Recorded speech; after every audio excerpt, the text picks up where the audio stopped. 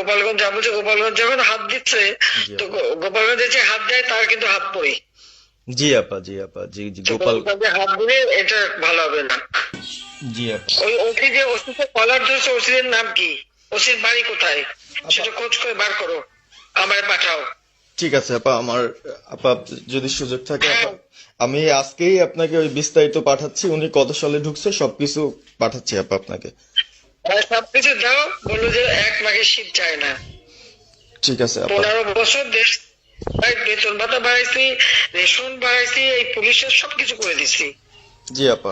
আর্মিদের করে দিছি। জি এ আপা। পর্যন্ত যে কজন সব আমার প্রমোশন পাওয়া। জি আপা। আর এখন একেবারে ওই সুৎখর ইউনূসের কথা শুনে লাফাচ্ছে, আর ওই জামাতের ওরা কয়দিন আছে, জি আপা। সামনের 1 মাস থেকে কিনা দেখো। জি আপা। জি আপা, দোয়া করেন আপা, আর আমি আপনাকে। বলো, 1 মাস আগে কিনা দেখো, তখনই আপনারা যারা বেশি বাড়াবাড়ি করেন কোথায় যাবেন সেটা বুঝে নিয়েন। জি আর আপা। এই তালিকা সব করে রাখো। আপা আর আর যারা এই যে ঘর বাড়ি ভাঙা পোড়ানো, তাদেরকেও হিসাবটা নাম রাখো, এবার যেন ভুল না হয়, পরে আবার এর চাচা, ওর মামা, ওর শ্বশুর, ওর শাশুড়ি, এইগুলি যেন না হয়। আপা। এবার গুইনে গুইনে গুইনে গুইনে হিসাব নেওয়া হবে। জি আপা। জি আপা। আমি গত 2001 কিচ্ছু বলিনি, আমি 2009 সরকার এসেও আমি ওসব কাউকে কিছু বলি না, আমি দেশের উন্নয়ন করছি। আল্লাহ এরপরে যদি আল্লাহ যদি সুযোগ দেয়, তার আগে যারা আমার নেতা কর্মীকে হাত দিচ্ছে, কোপায় কোপায় ছাত্রলীগে মারতেছে, প্রত্যেকের এক একটা শিক্ষা আমি দিয়ে ছাড়বো। আর আমি যেটা বলি আমি তা করি। হ্যালো হ্যাঁ, আপা, আপনাকে খুব মিস করতেছি আপা, দেশের অবস্থা তো খুবই, আপা দেশের অবস্থা তো খুবই খারাপ আপা আমাদের। খুবই খারাপ, সবার উপরে শুরু করছে এখন খুন করা। আপা আর ওই যে আজকে গতকালকে রাতে তো আপনার পার্টি অফিস থেকে 6 জনকে গ্রেপ্তার করছে, মানে গোপালগঞ্জের পার্টি অফিস থেকে আপা। আপনি নিউজ জানেন কিনা আপা? হম, আমরা তো বাড়িতে ঘুমাইতে পারতেছি না আপা, এটা প্রশাসন খুব মানে খারাপ করতেছে, যৌথ বাহিনী অভিযান করতেছে আপা, এই অবস্থা। হ্যালো। হ্যাঁ, ওখানে তো একজন শিবির আর একজন হলো ছাত্র দল, তাদেরকে বসাইছে এখন গোপালগঞ্জে। জি আপা, এইটা আসলে গোপালগঞ্জের। এখন আপা আমার আমার আসলে আপনার সাথে অনেকদিন ধরে কথা বলার ইচ্ছা ছিল, বাট আপনি ধরছেন, অনেক ধন্যবাদ আপা।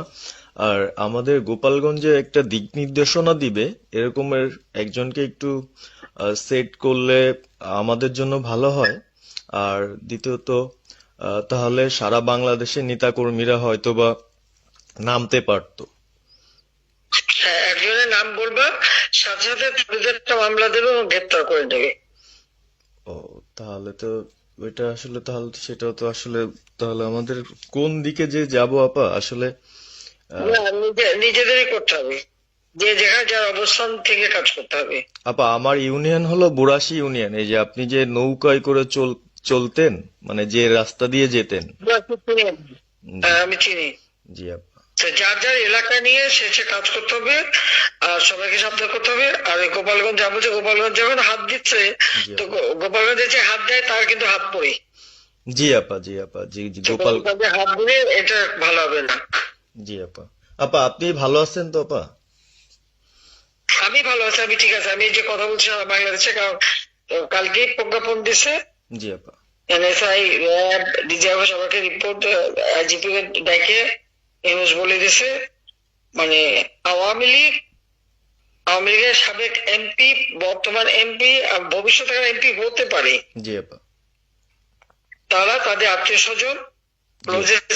আত্মীয় স্বজন, জি আপা। প্লাস যারা কাউন্সিলর, মেম্বার, তারপরে মেয়র, যে যেখানে আছে, এবং তাদের আত্মীয় স্বজন সবাইকে অ্যারেস্ট করতে বলছে। তোরা কত করবে সেটাই তো কথা, হ্যাঁ আপা, এখন আমি কত করবে।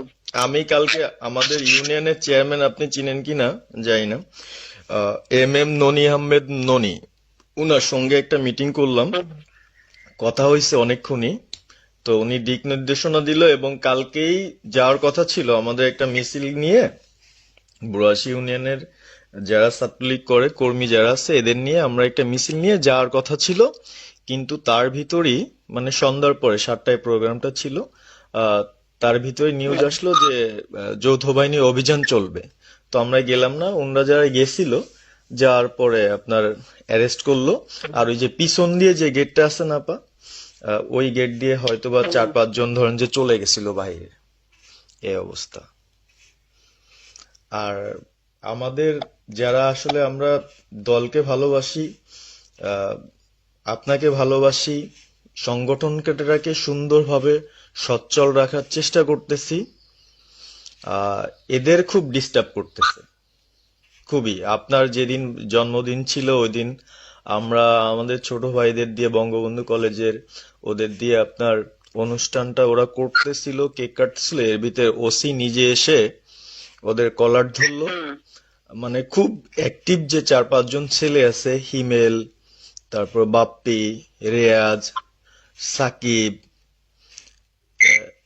তারপরে সাব্বির, এরা বঙ্গবন্ধু কলেজের আসলে আহ, আমরা আমি ব্যক্তিগতভাবে যতটুক না করতে পারতেছি ওরা ততটুক করতেছে।